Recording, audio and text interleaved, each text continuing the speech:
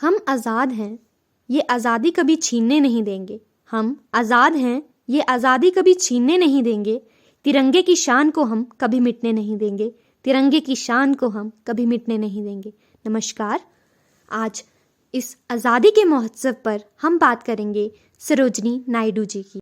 सरोजिनी नायडू देश की उन महान वीरांगनाओं और स्वतंत्रता सेनानियों में से एक थी जिन्होंने गुलाम भारत को अंग्रेजों के चंगुल से आज़ादी दिलवाने के लिए कई संघर्षों का सामना किया एवं तमाम कष्टों को झेला। उन्होंने अपनी क्रांतिकारी विचारधारा के माध्यम से लोगों के अंदर न सिर्फ आज़ादी पाने की अलख जगाई थी, बल्कि स्वतंत्रता संग्राम में देश के युवाओं और महिलाओं की भागीदारी बढ़ाने में भी अपनी महत्वपूर्ण भूमिका निभाई थी। वे एक महान स्वतंत्रता सेनानी होने के साथ साथ एक अच्छी राजनेता और विख्यात कवयित्री भी थी, जिन्हें उनकी खूबसूरत काव्य लेखन के लिए भारत कोकिला की उपाधि दी गई थी। देश की आज़ादी की लड़ाई में अपनी महत्वपूर्ण भूमिका अदा करने वाली देश की महान क्रांतिकारी महिला सरोजिनी नायडू 13 फरवरी 1879 को हैदराबाद में रह रहे एक बंगाली परिवार में जन्मी थी।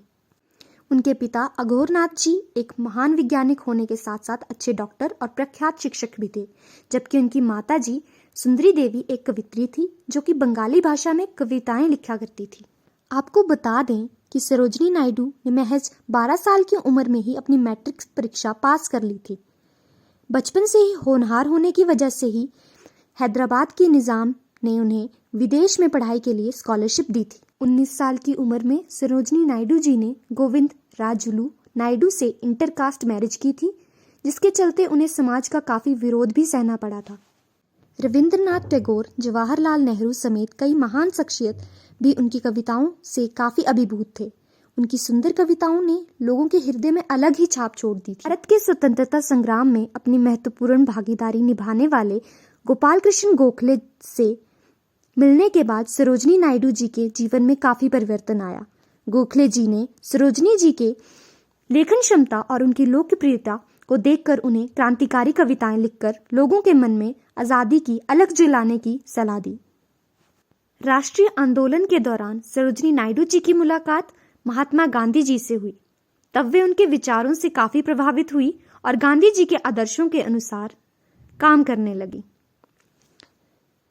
इसके साथ ही उन्होंने गांधी जी के द्वारा अंग्रेजों के खिलाफ चलाए गए आंदोलन में भी अपनी महत्वपूर्ण भूमिका अदा की थी।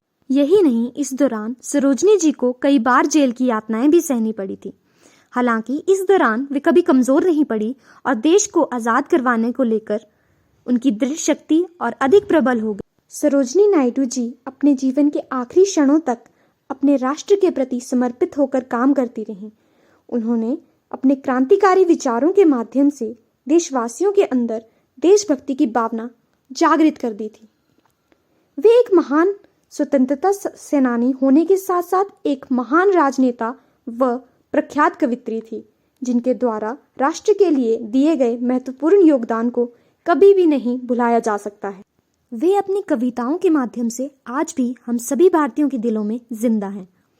अंत में इसी के साथ मैं सरोजिनी नायडू द्वारा लिखित कविता प्रस्तुत करूंगी।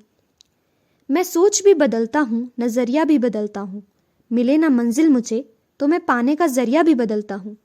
बदलता नहीं अगर कुछ तो मैं लक्ष्य नहीं बदलता हूँ, उसे पाने का पक्ष नहीं बदल